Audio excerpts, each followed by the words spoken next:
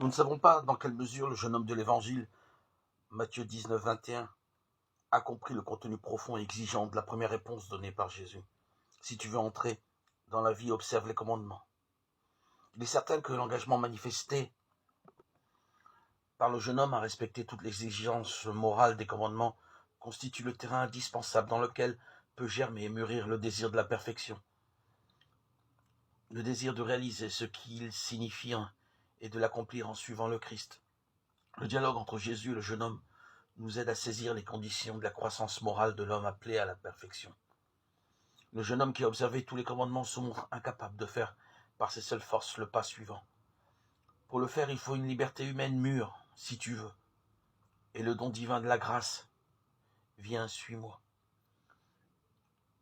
La perfection exige la maturité dans le don de soi. À quoi est appelée la liberté de l'homme? Jésus indique au jeune homme les commandements comme condition première et imprescriptible pour avoir la vie éternelle. L'abandon de tout ce que possède le jeune homme et la suite du Seigneur prennent en revanche le caractère d'une proposition, si tu veux.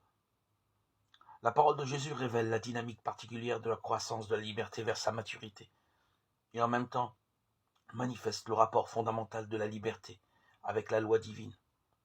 La liberté de l'homme et la loi de Dieu ne s'opposent pas, mais au contraire, s'appellent mutuellement.